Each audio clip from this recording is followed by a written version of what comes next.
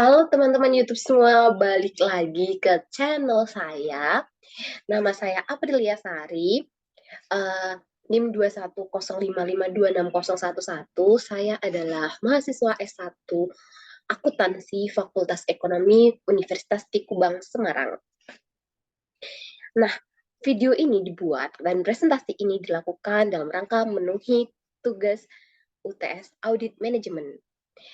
Nah, seperti judulnya ya, jadi hari ini dan today kita mau bahas apa sih? Hari ini today, saya akan mempresentasikan hal-hal terkait langkah-langkah dalam audit manajemen. Nah, seperti yang udah kita ketahui bersama ya, kalau misalnya audit itu terdiri dari beberapa macam. Nah, untuk khusus hari ini kita akan berfokus pada pembahasan mengenai audit manajemen.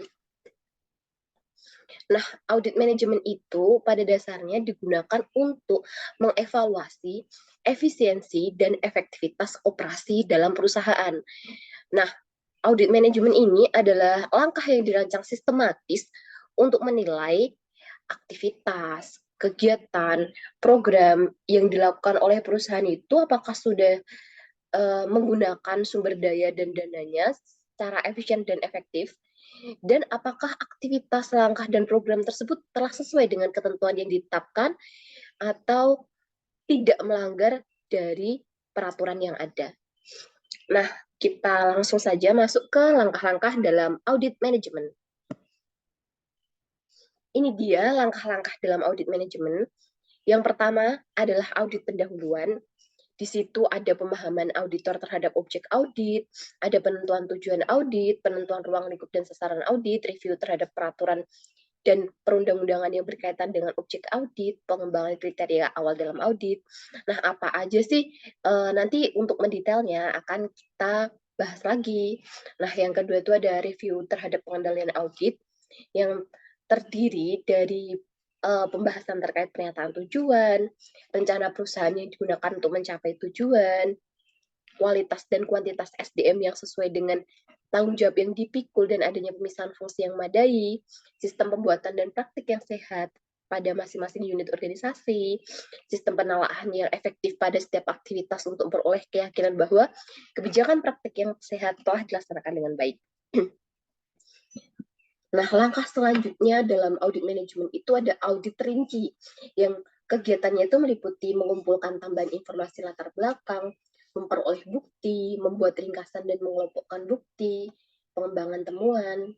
Nah, langkah selanjutnya itu adalah pelaporan yang terdiri dari cara penyajian yang mengikuti arus informasi yang diperoleh selama tahapan-tahapan audit dan cara penyajian yang mengikuti arus informasi yang menitik beratkan penyajian kepada kepentingan para pengguna laporan hasil audit. Nah, apa bedanya di antara dua hal itu nanti kita akan bahas. Dan langkah yang terakhir tentunya dalam audit itu ada tindak lanjut, implementasi tindak lanjut atas rekomendasi. Nah, rekomendasi nanti bagaimana eksekusinya itu ada di penjelasan selanjutnya. Langsung saja kita mulai dari yang pertama kali yaitu audit pendahuluan. Nah, bagaimana audit-audit keuangan atau audit yang ada itu tuh audit pendahuluan itu dilakukan dalam rangka untuk mempersiapkan audit yang lebih dalam gitu. Jadi sebelum kita memulai pekerjaan yang besar sebagai seorang auditor dan yang lebih rinci dan detail lagi, kita harus memulai terlebih dahulu stepnya itu dari audit pendahuluan. Nah, audit pendahuluan itu apa? Bisa didefinisikan audit pendahuluan merupakan suatu langkah di mana audit ini dilakukan untuk mendapatkan informasi latar belakang terhadap objek yang diaudit dengan penelaahan terhadap berbagai peraturan, ketentuan, kebijakan tertentu yang berkaitan dengan aktivitas yang diaudit, serta menganalisis berbagai informasi yang telah diperoleh untuk mengidentifikasi hal-hal yang potensial mengandung kelemahan pada organisasi atau institusi atau lembaga yang diaudit. Nah, audit ini itu tuh lebih ditekankan, audit pendahuluan itu intinya lebih ditekankan kepada usaha untuk memperoleh informasi latar belakang tentang objek audit gitu. Jadi informasi latar belakang objek yang ingin kita audit itu gimana tuh, titik beratnya tuh ada di audit pendahuluan itu. Nah, untuk memperoleh informasi terkait latar belakang objek audit ini, apa aja sih harus dilaksanain? Nah, itu step-step dalam audit pendahuluan. Pertama ada pemahaman terhadap objek audit. Terus jadi auditor dituntut mampu memahami objek audit dulu sebelum melakukan audit, itu harus paham dulu terhadap objeknya. Setelah itu penentuan tujuan audit. Selanjutnya adalah penentuan ruang lingkup dan sasaran audit. Review terhadap peraturan dan perundang-undangan yang berkaitan dengan objek audit. Dan yang kelima adalah pengembangan kriteria awal dalam audit.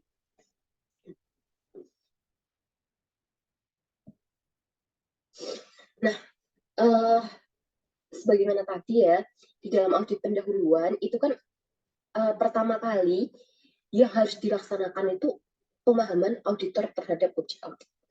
Nah, kalau di audit manajemen tuh objek auditnya itu apa sih? Nah, kalau di audit manajemen itu objek audit itu meliputi keseluruhan perusahaan dan atau kegiatan yang dikelola oleh perusahaan tersebut dalam rangka mencapai tujuannya. Nah, perusahaan kan punya tujuan. Dalam mencapai tujuan itu, tentunya perusahaan itu akan melakukan aktivitas dan kegiatan. Nah, sebenarnya objek audit itu bisa meliputi apa saja aktivitas yang dilaksanakan perusahaan dalam rangka mencapai tujuan itu. Bisa dia mungkin berupa pemasarannya, terus bisa berupa keuangannya, bisa berupa produksinya, bisa berupa sistem pelaporannya, dan lain sebagainya gitu. Nah, auditor itu harus memahami tujuan perusahaan dan berbagai program atau aktivitas yang diselenggarakan. Soalnya kan audit manajemen ini itu kan lebih ke mereka nanti akan mengevaluasi. Auditor tuh di audit manajemen tuh dituntut mampu mengevaluasi apakah program atau aktivitasnya yang diselenggarakan tuh udah mampu belum mencapai tujuan yang diinginkan perusahaan. Kalaupun memang udah mampu, dia udah sesuai dengan prosedur belum gitu. Kalau misalnya belum, itu lemahnya di mana gitu. Kalau ataukah sistem yang ada saat ini sudah cukup baik atau memang ada kelemahan-kelemahan yang perlu ditingkatkan gitu. Nah, auditor harus mendapatkan informasi tentang sumber daya, kapasitas aktivitas yang dimiliki objek audit. Nah, pada praktek yang lebih lanjut tidak hanya terkait sumber daya, tapi kadang juga tentang metode operasi atau cara pelaksanaan kegiatan juga harus menjadi perhatian penting karena metode operasi ini ada hubungannya dengan ketersediaan sumber daya. Auditor tuh kalau misalnya mengetahui tentang sumber daya dan juga metode operasinya, maka dia bisa tuh mengetahui dari situ, mengetahui gitu informasi awal apakah suatu kegiatan tuh telah dilaksanakan dengan ekonomis, efisien, efektif untuk mencapai tujuannya gitu. Terus di dalam melakukan audit ini, auditor juga meminta tanggapan kepada pemberi tugas audit. Nah, pemberi tugas audit ini mungkin manajemen atau siapa sih yang menyuruh dia untuk melakukan audit. Nah, itu tuh auditor dalam melakukan audit manajemen itu juga akan meminta informasi mereka gitu, pihak manajemennya atau pemberi tugas wewenangnya ini untuk mendapatkan pertama informasi yang mendukung tujuan audit, kedua informasi yang mengarahkan ruang lingkup audit, dan yang ketiga adalah informasi yang mengarah pada tujuan audit. Kenapa langkah meminta tanggapan ini penting? Karena di audit pendahuluan ini atau di langkah pemahaman auditor terhadap objek audit ini tuh kita belum menentukan tujuannya, itu belum tahu, auditor tuh belum tahu tujuan auditnya apa, belum menentukan ruang lingkup dan belum mengarahkan sasaran juga. Maka supaya ada arahan itu biasanya auditor akan minta tanggapan terhadap yang memberikan tugas audit. Nah, yang terakhir adalah auditor harus membuat kesimpulan sementara untuk pemahamannya terhadap objek audit. Jadi berbagai informasi yang telah diperoleh dalam tahap ini, termasuk indikasi kelemahan-kelemahan yang perlu diperbaiki, menjadi dasar dalam membuat kesimpulan sementara ini. Jadi walaupun kesimpulan ini bersifat sementara, tapi ini tuh sangat penting gitu, karena di situ biasanya ada indikasi kelemahan-kelemahan. Nah, indikasi kelemahan-kelemahan yang ada di dalam sistem itu nanti bisa auditor gunakan untuk menentukan langkah-langkah selanjutnya, seperti menentukan tujuan, menentukan ruang lingkup, menentukan sasaran, dan menentukan kriteria gitu. Jadi langkah pemahaman terhadap objek audit ini cukup penting, karena di situ mengandung kesimpulan sementara yang harus diteruskan auditor sebagai dasar untuk melaksanakan audit-audit selanjutnya. Kalau nggak ada kesimpulan sementara ini, mungkin auditor kewalahan ya dalam menentukan tujuannya, dalam menentukan sasaran dan ruang lingkupnya. Nah, langkah kedua setelah auditor melakukan pemahaman terhadap objek audit itu adalah penentuan tujuan audit. Nah, tujuan audit ini harus mengacu pada alasan mengapa audit harus dilakukan pada objek audit dan didasarkan pada penugasan audit. Nah, auditor dalam menentukan tujuan audit itu enggak serta-merta, tapi biasanya didasarkan pada alasan awal mula mengapa audit manajemen ini diadakan gitu. Beberapa alasan yang biasanya menjadi penyebab diadakannya audit manajemen itu ada: pertama, ketika terjadinya pemborosan atau ketidakefisienan penggunaan sumber daya perusahaan. Yang kedua, tujuan yang telah ditetapkan tidak tercapai. Yang ketiga, adanya alternatif yang lebih baik dalam pencapaian tujuan yang telah ditetapkan. Yang keempat, terjadinya penyimpangan dalam penggunaan sumber daya. Lalu yang kelima, adanya penyimpangan terhadap peraturan dan kebijakan perusahaan. Dan yang keenam tuh sistem informasi dan pelaporan yang kurang baik. Jadi apabila tanda-tanda itu tadi muncul di sebuah perusahaan, biasanya manajemen itu akan menjadi suatu basic atau alasan yang kuat bagi perusahaan untuk melakukan audit manajemen.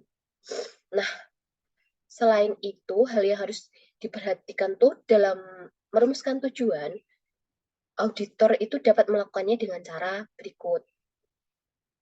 Jadi biasanya kalau selain dia berhubungan dengan alasan sebab mulanya, dia juga melakukan langkah-langkah berikut. Yang pertama adalah mengidentifikasi tujuan yang ada, yang mungkin mempunyai arti penting pada pemberi tugas.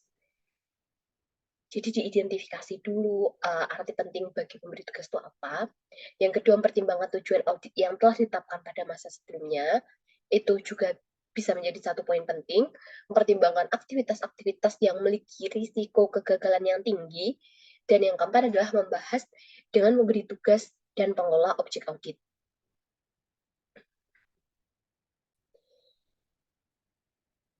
Jadi apabila auditor itu memiliki wewenang yang besar dalam menentukan tujuan audit,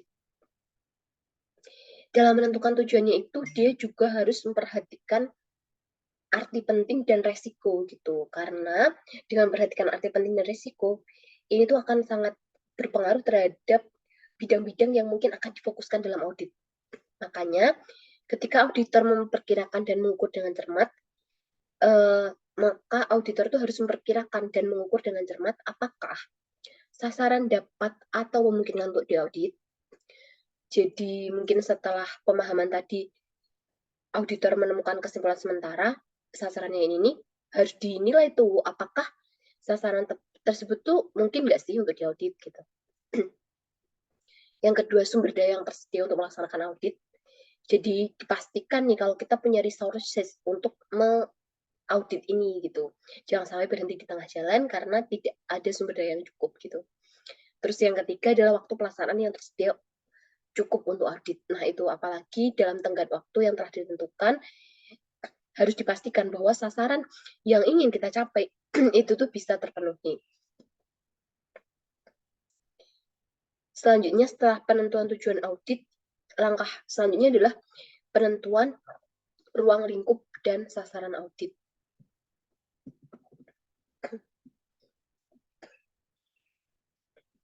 Kalau setelah penentuan tujuan itu kan ada penentuan ruang lingkup dan sasaran. Kalau ruang lingkup audit itu menunjukkan luas area dari sasaran audit. Nah, secara garis besar, ruang lingkup audit manajemen itu terdiri dari bidang keuangan, terus ketaatan kepada peraturan dan kebijakan perusahaan, ekonomisasi, efisiensi, efektivitas. Jadi sebagai auditor audit dalam audit manajemen itu silahkan saja dipilih nih. Ruang lingkup kita mau dalam bidang apa nih? Kan tadi semuanya bisa masuk ke dalam objek audit. Di antara semua objek audit itu ditentukan ruang lingkupnya. Karena kalau misalnya kita mengaudit seluruh objek audit yang digunakan adalah yaitu aktivitas atau keseluruhan kegiatan yang dilaksanakan perusahaan kan tidak mungkin karena kita memiliki waktu terbatas, sumber daya terbatas, maka harus dibatasi dalam ruang lingkup. Bisa dalam bidang keuangan, yang di situ ada terkait dengan mungkin laporan keuangan, terus penyelenggaraan catatan akuntansinya, pembukuannya, dan lain sebagainya. Terus bisa juga dengan efisiensi penggunaan sumber daya, dan lain sebagainya. Nah, sedangkan sasaran audit itu adalah target yang akan diaudit. Dan dalam menentukan sasaran audit ini, itu tuh ada 3 elemen penting yang harus diperhatikan. Pertama adalah kriteria, yang kedua penyebab, dan yang ketiga akibat. Bedanya ketiga hal ini apa sih? Jadi kalau kriteria itu dapat dikatakan berupa norma, standar, dan sekumpulan standar yang menjadi panduan setiap individu atau kelompok dalam melakukan aktivitasnya sebagai pelaksanaan atas wewenang dan tanggung jawab yang diberikan kepadanya. Jadi titik beratnya kriteria itu adalah norma standar, sekumpulan standar, sekumpulan norma, sekumpulan standar, sekumpulan norma. Sedangkan penyebab itu merupakan tindakan atau aktivitas aktual yang dilakukan oleh setiap individu atau kelompok yang terdapat pada objek audit. Jadi kalau kriteria tadi lebih ke normanya, standarnya, kalau misalnya penyebab itu lebih ke tindakan dan aktivitas aktualnya itu apa? Tindakan dan aktivitas aktual. Dan yang akibat itu merupakan hasil pengukuran dan pembandingan antara aktivitas individu dengan kriteria yang telah ditetapkan terhadap aktivitas tersebut. Jadi pembandingan tuh setelah kriteria itu adalah norma, kemudian ada aktivitas, maka aktivitas kelompok dan individu yang disebut sebagai penyebab, perbandingan antara kriteria dan penyebab ini menghasilkan akibatnya gitu. Jadi apakah penyebabnya atau aktivitas yang dijalankan tuh telah sesuai dengan kriteria yang ada di perusahaan itu.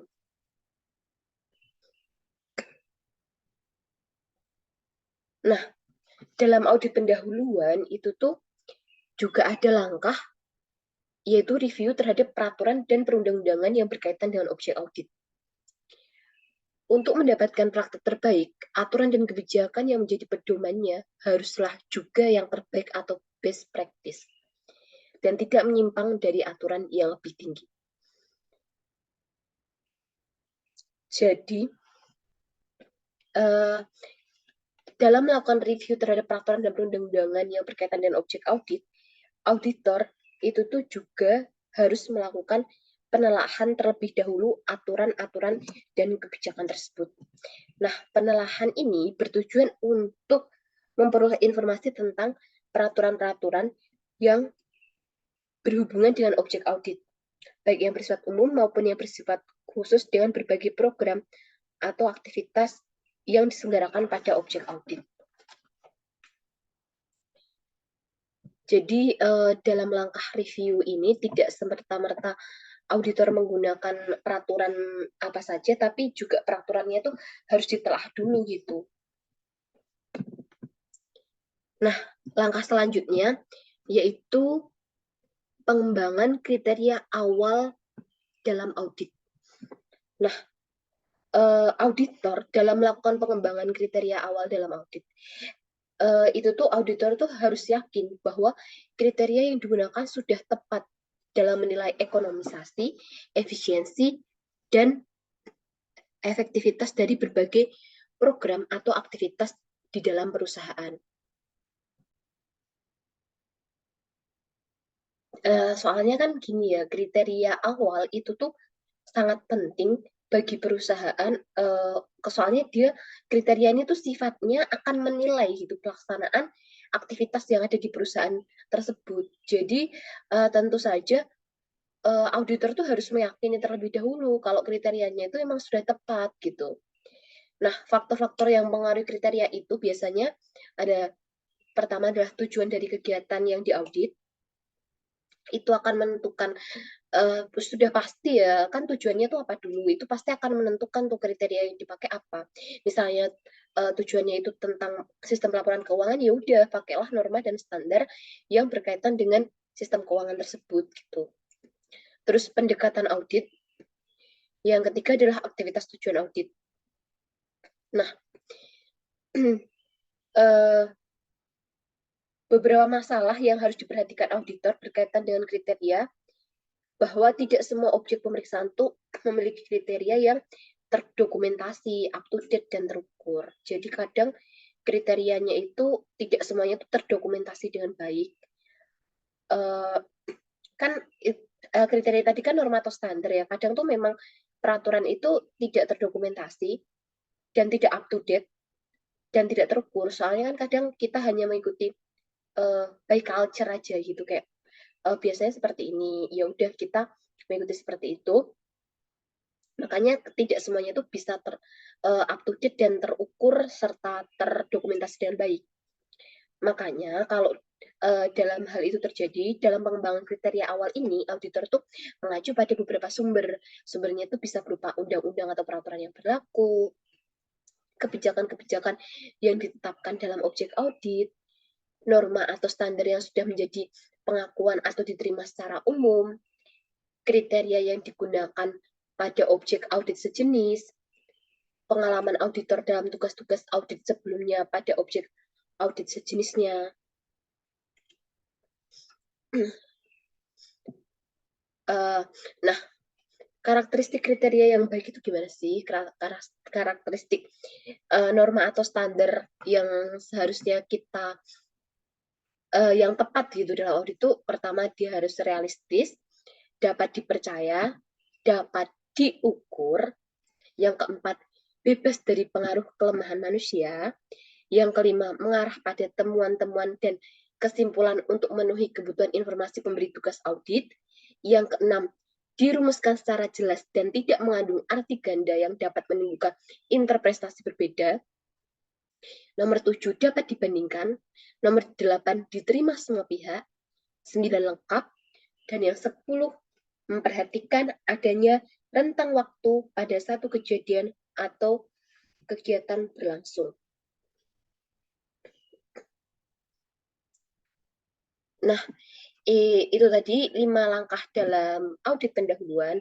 Pertama, kita review ada di situ pemahaman, lalu pemahaman terhadap objek audit, lalu yang kedua itu penentuan tujuan audit, penentuan sasaran dan ruang lingkup, lalu setelah penentuan itu penelaahan terhadap peraturan dan kebijakan yang berkaitan dengan objek audit, dan yang 5 adalah pengembangan kriteria awal dalam audit.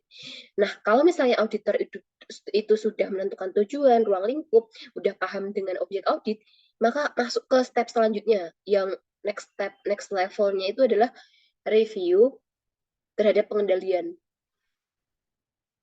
Tentunya kita tahu ya, pengendalian yang di sini itu dimaksudkan adalah pengendalian manajemen. Kalau kita kenal di perusahaan itu sering kita nyebutnya sistem pengendalian manajemen. Biasanya perusahaan dalam rangka mengoptimalkan sumber daya, memotivasi karyawan untuk melaksanakan peraturan dan kebijakan yang telah ditetapkan, serta untuk mencegah terjadinya berbagai penyimpangan dalam tujuan perusahaan, manajemen tuh harus melaksanakan fungsi pengendalian. Bisa dikatakan sistem pengendalian manajemen itu merupakan sistem yang digunakan untuk mengumpulkan, menganalisis informasi, mengevaluasi, dan memanfaatkannya, serta berbagai tindakan yang dilakukan manajemen dalam melakukan pengendalian. Jadi, kalau kita tahu review terhadap pengendalian manajemen itu secara singkatnya adalah suatu langkah di mana auditor itu melakukan review dan pengujian terhadap pengendalian manajemen objek audit dengan tujuan untuk menilai efektivitas pengendalian manajemen dalam mendukung pencapaian tujuan organisasi, institusi, lembaga. Jadi kan dalam satu perusahaan, itu kan ada manajemen yang digaji, terus mereka itu bertugas untuk melakukan pengendalian. Di audit manajemen itu penting tuh untuk menilai ini fungsi pengendalian udah efektif belum sih, kayak pengendalian yang dilakukan manajemen tuh udah beneran mencapai tujuan organisasi belum sih. Kalau di langkah pertama tadi audit pendahuluan tujuannya adalah untuk memahami mendapatkan informasi terkait dengan objek auditnya, ini tuh untuk mendapatkan informasi terkait manajemennya nih. Manajemennya udah melaksanakan fungsi pengendaliannya dengan baik belum gitu. Nah, langkah selanjutnya tentunya karena auditor dalam audit manajemen itu ingin menilai pengendalian manajemen, maka harus tahu dulu karakteristik sistem pengendalian manajemen yang baik itu apa aja gitu. Nah, karakteristik sistem pengendalian manajemen yang baik itu mencakup hal-hal berikut. Pertama adalah pernyataan tujuan perusahaan. Biasanya tuh manajemen, kalau misalnya pengendaliannya udah baik, itu tujuan perusahaannya itu juga jelas tuh, juga baik gitu. Yang kedua, rencana perusahaan yang digunakan untuk mencapai tujuan. Jadi ada tuh rencana untuk mencapai tujuan tuh jelas gitu. Setelah tujuannya ada, rencana untuk mencapainya itu juga jelas. Yang ketiga adalah kualitas dan kuantitas SDM yang sesuai tanggung jawab yang dipikul dan adanya pemisahan fungsi yang memadai. Jadi tidak hanya ada tujuan, ada rencana, SDM-nya pun juga harus mampu untuk meraih gitu. Kalau ada tujuan rencana tapi SDM-nya tidak mampu, ya untuk apa? Lalu yang keempat adalah sistem pembuatan dan praktek yang sehat pada masing-masing unit. Tidak hanya SDM-nya saja, sistemnya itu sendiri juga harus sehat gitu. Yang keempat adalah sistem penelahan yang efektif pada setiap aktivitas untuk beroleh keyakinan bahwa kebijakan praktek yang sehat telah dilaksanakan dengan baik. Nah, tidak hanya itu ya, praktek yang sehat itu harus tidak hanya berhenti di praktek yang sehat, tapi juga harus diketok, dipakemkan, diyakinkan dengan sistem penelahannya yang efektif. Kalau misalnya sistem prakteknya kayak, oh kayaknya udah sehat, udah baik penilaiannya, tapi apakah sudah ditelaah dengan sistem yang efektif belum? Apakah setiap aktivitasnya itu sudah memiliki sistem penilaian yang efektif belum? Karena itu sistem penilaian yang efektif pada setiap aktivitas itu masuk dalam karakteristik sistem pengendalian manajemen yang baik.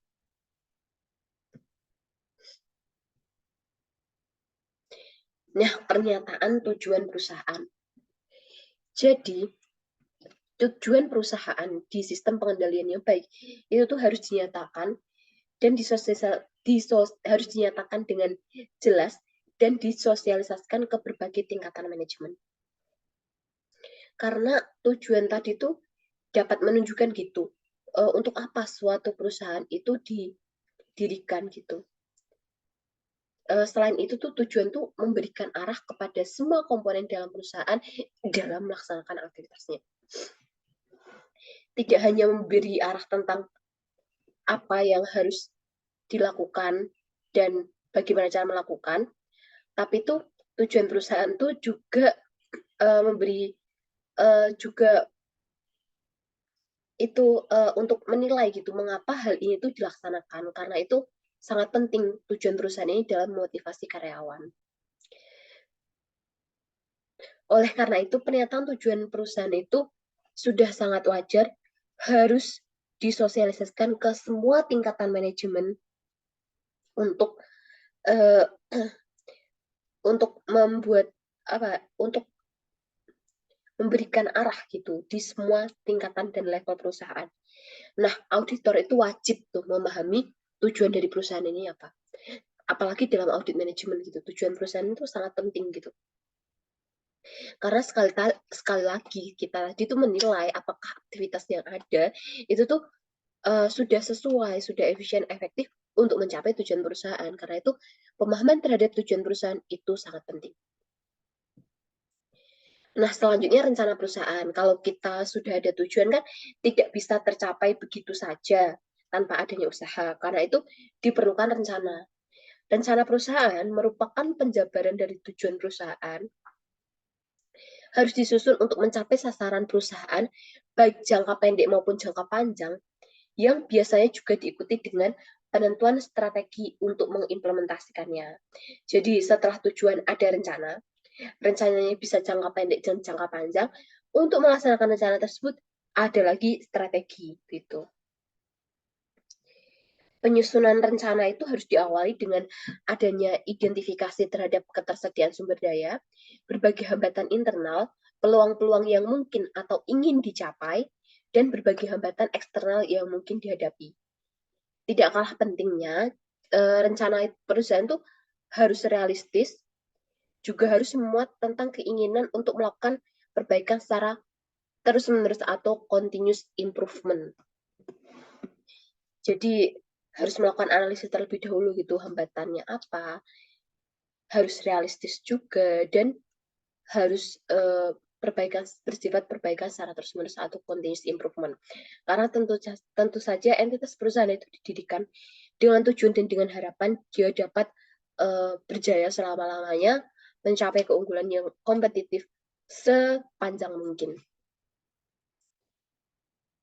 Nah, selanjutnya itu adalah kualitas dan kuantitas sumber daya manusia yang memadai. Sekali lagi, tujuan perusahaan yang sudah baik, rencana perusahaan yang sudah matang, itu tidak bisa dilaksanakan tanpa adanya kualitas sumber daya manusia. Kualitas sumber daya manusia inilah yang akan memikul beban dan tanggung jawab untuk melaksanakan hal tersebut. Maka kebutuhan SDM itu harus menekankan pada sangat penting karena harus menekankan pada wewenang dan tanggung jawab yang berhubungan dengan SDM tersebut.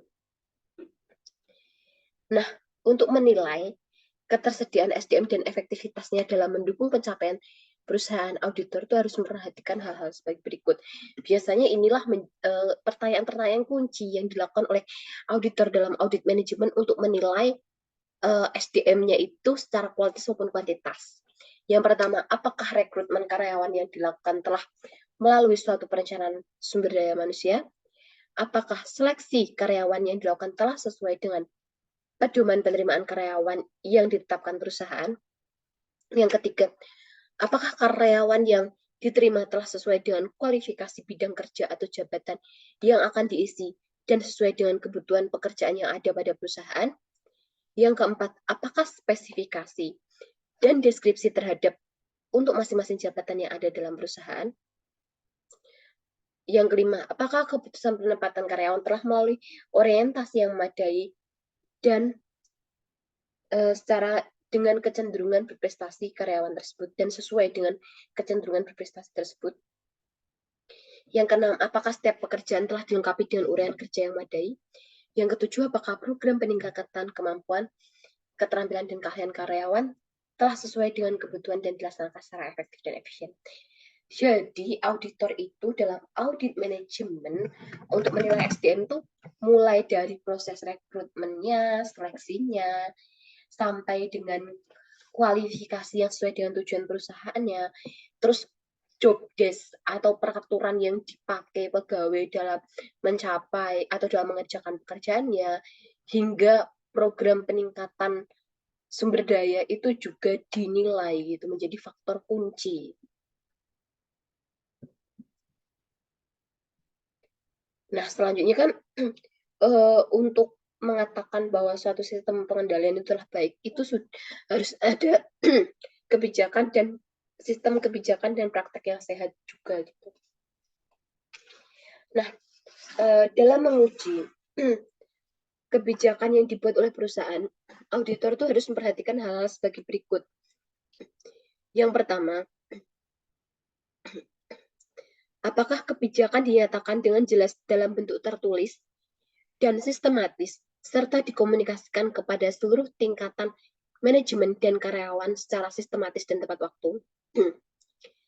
Jadi, pertama kali yang jadi pertanyaan tuh, perusahaan punya kebijakan, itu udah ada tertulis dan udah sistematis belum? Terus udah disosialisasikan belum nih ke tingkat manajemen dan karyawan gitu.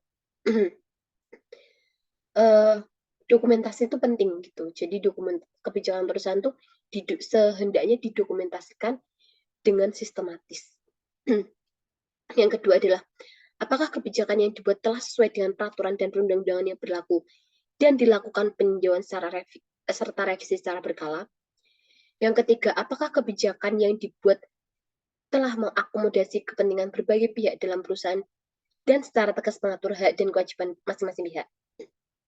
Jadi tidak hanya mengatur kewajiban karyawan, tapi juga haknya juga gitu. Itu yang baik. Terus harus up to date. Karena zaman terus berubah, maka kebijakan pun seharusnya ditinjau juga dan harus up to date gitu. Yang keempat, apakah kebijakan telah dibuat untuk melaksanakan kegiatan atau aktivitas secara hemat, efisien, dan efektif? Yang kelima, apakah ada kebijakan khusus bagi setiap pengendalian manajemen lain yang relevan dengan pelaksanaan setiap kegiatan, termasuk sanksi-sanksi terhadap pelanggaran kebijakan tersebut berdasarkan peraturan yang berlaku.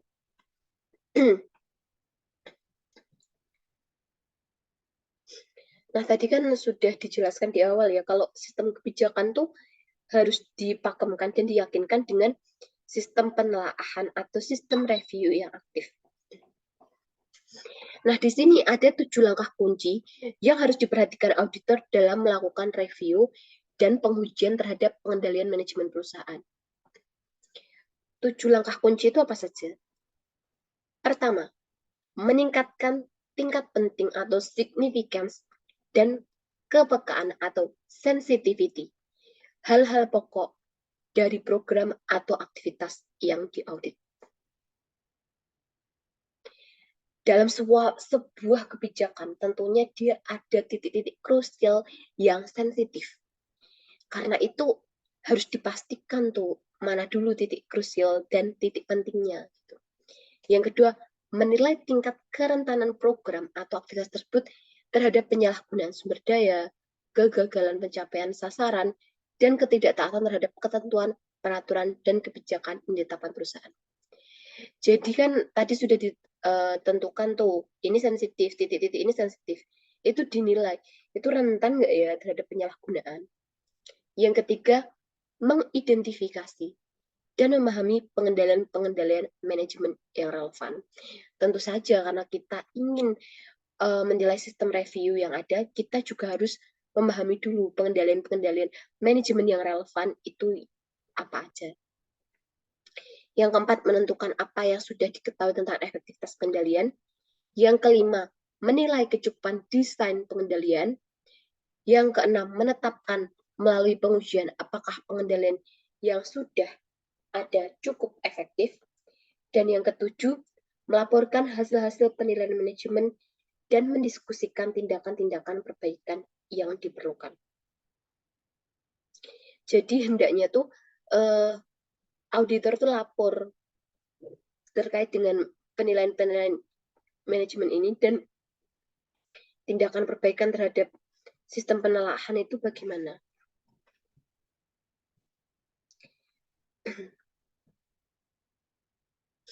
Nah, itu tadi sudah dijelaskan ya terkait kalau misalnya setelah melakukan audit pendahuluan, auditor juga harus ke next level terkait dengan fungsi pengendaliannya untuk menilai apakah sudah dilaksanakan dengan baik atau belum.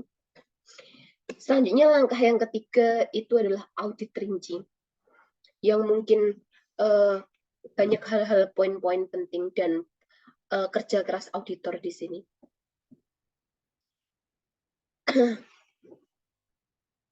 Jadi audit rinci itu apa sih? Audit rinci adalah suatu tindakan di mana auditor mengumpulkan bukti yang kompeten untuk mendukung tujuan audit yang telah ditentukan dan mengembangkan bukti temuan dan mencari keterkaitan antara satu temuan dengan temuan yang lain dalam menguji permasalahan yang berkaitan dengan tujuan audit.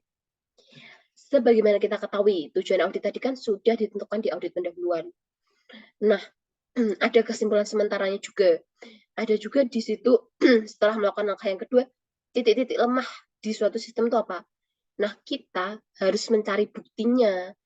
Bukan kita, tapi auditor harus mencari buktinya gitu.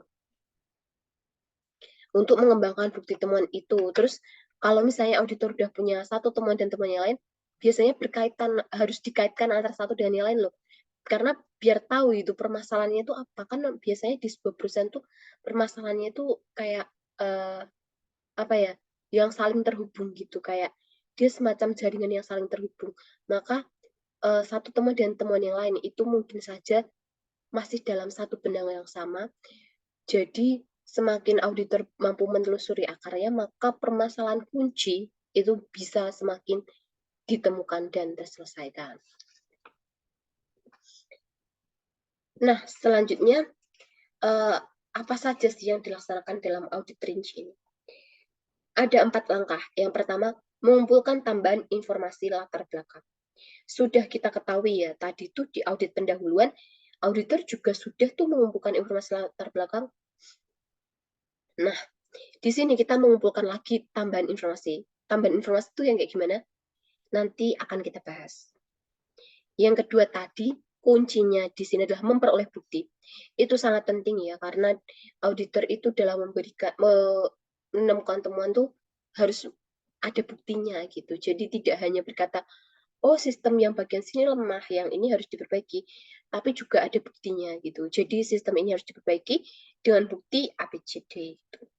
Yang ketiga adalah membuat ringkasan dan mengelompokkan bukti. Jadi kalau bukti-bukti itu sudah dikumpulkan, ditemukan, kita akan harus membuat ringkasannya dan mengelompokkan berdasarkan apa. Nanti akan kita bahas. Yang keempat adalah pengembangan temuan. Temuan yang bagaimana? Nah, pertama adalah mengumpulkan tambahan informasi latar belakang.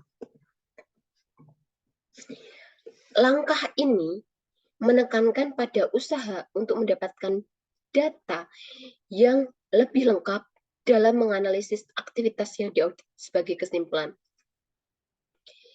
Bedanya dengan audit pendahuluan yang tadi, kalau misalnya di audit pendahuluan kita belum melaksanakan audit apapun, jadi kita menggali informasi untuk mengenal objek audit, di sini biasanya auditor tuh udah membuat kesimpulan sementara, terus dia sudah tahu aktivitas mana yang akan difokuskan. Nah, supaya lebih komprehensif, maka auditor akan menggali bukti tambahan untuk aktivitas itu, khusus aktivitas yang difokuskan itu. Nah, selanjutnya itu adalah langkah memperoleh bukti. Nah, bukti itu adalah fakta dan informasi yang dapat digunakan sebagai dasar pembuatan kesimpulan audit. Jadi, dalam audit itu untuk membuat kesimpulan itu tidak hanya dengan teori, tapi dia juga membutuhkan suatu bukti. Dan tidak sembarang bukti, karena bukti itu harus bersifat relevan. Relevan itu artinya ada kaitannya dengan aktivitas yang sedang diaudit. Jadi kalau tentang keuangan, ya buktinya tentang keuangan. Karena itu ya relevan, jangan mencari bukti lain yang tidak ada hubungannya dengan aktivitas itu. Yang kedua, material. Material itu artinya cukup berarti dalam mempengaruhi kesimpulan yang dibuat. Jadi cukup memiliki pengaruh yang besar terhadap kesimpulan audit. Yang ketiga, kompeten. Kompeten itu artinya diperoleh dari sumber independen dan dapat dipercaya. Tidak kalah penting dalam audit itu mencari sumber yang dapat dipercaya. Yang keempat adalah cukup. Cukup artinya memadai sebagai dasar pembuatan kesimpulan. Nah, tujuan perolehan bukti audit. Mengapa auditor harus memperoleh bukti audit? Itu adalah untuk menentukan bahwa satu, kriteria atas kegiatan yang diaudit sudah sesuai dan dapat diterima. Jadi dengan adanya audit, kita akan yakin, auditor akan yakin kalau misalnya kriterianya itu sudah sesuai dan dapat diterima. Yang kedua, terdapat pelaksanaan yang menyimpang merupakan penyebab dari timbulnya akibat yang kurang menguntungkan bagi kegiatan yang diaudit. maksud dari kegiatan yang menyimpang itu adalah tidak diterapkannya prosedur yang sudah ditetapkan untuk setiap program atau aktivitas, atau tidak dilakukannya pengendalian atau supervisi yang semestinya atas kegiatan tersebut. Jadi bisa dua hal itu ya, prosedurnya tidak sesuai atau pengendaliannya yang tidak sesuai. Yang ketiga adalah terdapat akibat yang cukup penting dan material dari terjadinya perbedaan antara kondisi dengan kriteria yang telah ditetapkan. Jadi tujuannya itu nanti tuh akan tahu gitu kalau ternyata ada akibat yang cukup penting. Kan akibat tadi adalah perbedaan antara kriteria dan penyebab ya, yang menyebabkan akibat. Nah, itu ada perbedaan yang cukup penting dan material. Dengan adanya bukti, kita akan auditor akan yakin gitu, ini material dan cukup signifikan bedanya. Nah, audit terinci yang kedua itu membuat ringkasan dan mengelompokkan bukti. Nah, bukti-bukti yang telah diperoleh dalam audit itu diringkas dan dikelompokkan sesuai dengan elemen sasaran audit. Bisa berupa kriteria, bisa berupa penyebab, dan bisa berupa akibat. Jadi bukti-bukti yang diperoleh itu dikelompokkan tuh. Apakah ini masuk kriteria? Kalau misalnya bukti yang diperoleh itu berupa peraturan dan norma, dia masuk ke kriteria. Misalnya SOP, ditemukan SOP, oh ini masuk ke kriteria nih. Terus penyebab itu tindakan atau aktivitas yang dilakukan. Mungkin pencatatan dan lain sebagainya. Terus akibat, ya akibat itu perbedaan di antara kondisi dan kriteria, atau di antara mungkin penyebabnya dan kriterianya gitu. Terus langkah selanjutnya itu pengembangan temuan dalam audit rinci atau audit lanjutan ya. Pengembangan temuan merupakan pengumpulan dan sintesis informasi khusus yang bersangkutan dengan program atau aktivitas yang diaudit, dievaluasi, dan yang dianalisis karena diperkirakan akan menjadi perhatian dan berguna bagi pengguna laporan.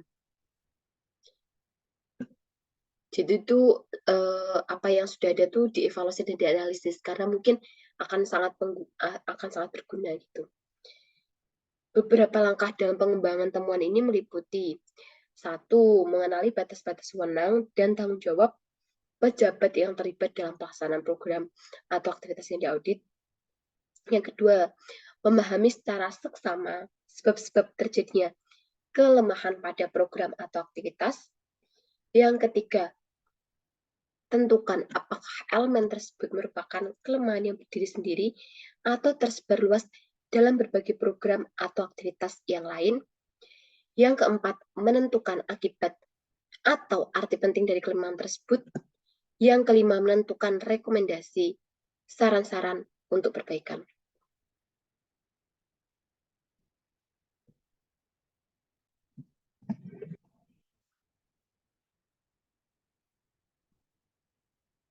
Nah, setelah auditor itu melaksanakan audit pendahuluan, terus review terhadap sistem pengendalian manajemen, audit rinci yang sudah rinci, kan sudah hampir selesai. Maka auditor harus melakukan pelaporan. Nah, bagaimana sih pelaporan ini dilakukan atau dibuat oleh auditor? Jadi dapat dikatakan bahwa pelaporan ini adalah auditor mengkomunikasikan hasil audit dan memberikan rekomendasi kepada pihak manajemen atau kepala organisasi atau institusi atau lembaga guna perbaikan kegiatan operasional di masa yang akan datang. Jadi di tahap pelaporan ini sudah semestinya ada hasil audit gitu, kayak sudah dilakukan audit, sudah dilaksanakan audit, sudah ada hasilnya, maka dilaporkan gitu. Dan dikomunikasikan itu dengan cara dilaporkan. Jadi ini bisa dianggap sebagai bagian akhir dari suatu proses audit gitu. Laporan tuh biasanya memuat kesimpulan audit tentang elemen-elemen atau tujuan audit dan rekomendasi yang diberikan untuk memperbaiki berbagai kekurangan yang terjadi, serta rencana tindak lanjut dalam mengaplikasikan rekomendasi tersebut. Nah, dalam pelaporan itu ada dua metode. Biasanya adalah penyajian laporan mengikuti arus informasi. Yang kedua adalah penyajian laporan yang menitikberatkan pada kepentingan pengguna. Nah, pertama kalau penyajian laporan mengikuti arus informasi. Dalam cara ini, auditor menyajikan hasil auditnya dalam laporan berdasarkan informasi yang diperoleh sesuai dengan tahapan-tahapan audit yang dilakukan. Informasi itu melalui tahapan-tahapan. Jadi tadi kan audit itu kan ada tahapannya. Nah, laporan ini mengikuti arus informasinya saja. Arus informasi dari tahapan apa? Ya, pertama adalah pengumpulan informasi latar belakang pada tahap audit pendahuluan, terus menetapkan tujuan audit yang sesungguhnya, atau definitif audit objektif berdasarkan hasil review dan pengujian terhadap sistem pengendalian manajemen, pengumpulan bukti-bukti audit dan pengembangan temuan yang berkaitan dengan tujuan audit pada tahap audit terinci atau audit lanjutan atau audit terinci. Terus yang keempat, menarik kesimpulan berdasarkan bukti-bukti atau temuan audit yang berhasil dikumpulkan. Kelima, merumuskan rekomendasi. Keenam, menyatakan ruang lingkup audit yang telah dilakukan. Itu kalau penyajian mengikuti arus informasi.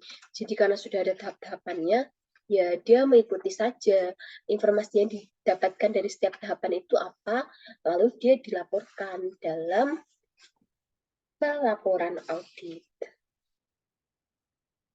Jadi auditor akan mengorganisasikan laporan hasil auditnya berdasarkan apa saja yang dilakukan dan yang ditemukan selama melaksanakan tahapan-tahapan audit tersebut. Nah, kalau metode yang kedua bagaimana tuh? Metode yang kedua itu adalah penyajian laporan yang menitikberatkan pada kepentingan pengguna. Jadi kan sudah kita ketahui ya, kalau misalnya audit itu, audit manajemen itu biasanya untuk mencari kelemahan di suatu sistem operasi perusahaan. Nah, dengan demikian tuh penyajian ini tuh menitikberatkan pada kepentingan para pengguna laporan hasil audit. Dengan demikian dibutuhkan penyajian laporan yang dapat menjawab pertanyaan pengguna laporan dengan cepat, biasanya berupa kesimpulan atas audit yang dilakukan. Dalam penyajian ini, auditor tuh mengikuti format berikut. Informasi latar belakang, jadi lebih ringkas sepertinya. Terus kesimpulan audit disertai dengan bukti yang cukup dan mendukung kesimpulan audit. Jadi setelah informasi latar belakang, langsung kesimpulannya saja beserta bukti dan kesimpulannya. Dan yang ketiga, rumusan rekomendasi. Keempat, ruang lingkup audit. Jadi kayak lebih poin dan lebih ke, oh pengguna laporan itu butuhnya apa sih? Pengguna yang butuhkan laporan audit itu butuhnya apa? Ya butuhnya paling informasi latar belakang, terus kesimpulan audit, seperti itu. Nah, langkah yang terakhir adalah tindak lanjut. Jadi setelah melakukan audit pendahuluan, terus melakukan review terhadap sistem pengendalian, audit rinci yang dia menggali bukti, dan kemudian melakukan pelaporan, yang terakhir adalah tindak lanjut. Tindak lanjutnya di sini tuh tindak lanjut apa sih? Kayak tindak lanjut terhadap hasil audit nih. Kalau misalnya auditor sudah selesai audit, terus ngapain nih? Tindak lanjutnya bagaimana? Nah, tindak lanjut tuh lebih ke supaya pihak-pihak yang berwenang dapat melaksanakan tindak lanjut atau perbaikan sesuai dengan rekomendasi yang diberikan guna perbaikan tindakan untuk masa yang akan datang. Jadi akan sangat disayangkan ketika suatu audit manajemen itu tidak dilakukan tindak lanjut karena kan tujuannya untuk melakukan perbaikan. Kalau misalnya suatu audit tidak menghasilkan suatu perbaikan, yaitu sangat disayangkan. Karena itu biasanya ditindaklanjutkan dari rekomendasi. Nah, rekomendasi ini menyajikan analisis dan manfaat. Analisis dan manfaat apa sih? Kayak ke lebih analisis dan manfaat gitu. Jadi kayak manfaatnya nih kalau ini disajikan itu apa? Kalau ini dilaksanakan itu apa? Kalau misalnya nggak dilaksanakan itu apa? Begitu. Terus kayak kelemahannya itu sudah ada. Jadi kayak kelemahan kalau misalnya ini tidak dilaksanakan, terus kelebihan kalau ini dilaksanakan, rekomendasinya itu tadi maksudnya. Tapi meski auditor itu memberikan rekomendasi, menuliskan rekomendasi, itu apakah dia berwenang untuk menuntut manajemen melaksanakan? Jadi tidak. Poin pentingnya dalam tindak lanjut ini, auditor tidak memiliki kewenangan memaksa dan menuntut manajemen untuk melaksanakan tindak lanjut sesuai dengan rekomendasi yang diberikan, tetapi lebih menempatkan diri sebagai supervisor dan atas rencana pelaksanaan pengendalian tindak lanjut yang dilaksanakan. Jadi implementasi tindak lanjut atas rekomendasi yang diberikan auditor itu merupakan bentuk komitmen manajemen aja dalam meningkatkan proses dan kinerja perusahaan atas beberapa kelemahan atau kekurangan yang masih terjadi. Jadi seperti itu teman-teman YouTube, bisa kita simpulkan ya langkah-langkah dalam audit manajemen tadi itu ada 5. Yang pertama adalah audit pendahuluan yang biasanya di situ masih melakukan pemahaman terhadap objek audit dulu. Terus penting juga karena pemahaman itu nanti akan menghasilkan kesimpulan sementara. Lalu di situ di audit pendahuluan juga ditentukan tujuan, ruang lingkup, sasaran, terus review terhadap peraturan. Yang kedua adalah di mana auditor dalam audit manajemen itu melakukan review terhadap sistem pengendalian manajemen karena penting gitu titik kuncinya dalam audit manajemen itu kan untuk manajemen gitu. Makanya ya harus berangkat dari manajemen itu juga, harus menilai gitu sistem pengendalian manajemen itu. Lalu yang ketiga itu adalah setelah uh, setelah audit pendahuluan, terus pengendalian itu adalah audit rinci di mana auditor mungkin harus melaksanakan dengan bekerja keras seperti memperoleh bukti-bukti yang mendukung temuan audit. Nah, setelah melakukan audit rinci itu, auditor bisa masuk ke fase akhir berupa pelaporan, dan yang terakhir tentu saja tindak lanjut harus diapakan hasil audit tersebut. Nah, sekian dari saya untuk hari ini ya, untuk kali ini ya, pada video kali ini, itu sekian. Saya ucapkan terima kasih karena telah mendengarkan, dan sebagai penutup, saya akan memberikan satu quote tentang manajemen. Katanya seperti ini, teman-teman. Manajemen adalah keefektifan dalam menaiki tangga kesuksesan. Kepemimpinan menentukan apakah tangga tersebut bersandar pada tembok yang kokoh. Dari Stephen Covey. Jadi kalau manajemen itu adalah tangganya, kepemimpinan itu adalah temboknya. Dua-duanya harus kokoh. Kalau misalnya temboknya kokoh, kepemimpinannya bagus, tapi tidak di manajemen dengan baik, ya nggak bisa naik, kan nggak ada tangganya. Kalau misalnya tangganya itu sudah bisa naik, sudah baik, tapi temboknya nggak kokoh, bisa roboh. Jadi suatu sistem manajemen yang baik tanpa didukung dengan kepemimpinan yang baik juga dapat berbahaya untuk suatu entitas. Oke, cukup sekian dari Aprilia Sari. Semoga UTS kita lancar, kuliah kita lancar, pekerjaan kita lancar, dan kita sehat selalu. Sampai jumpa.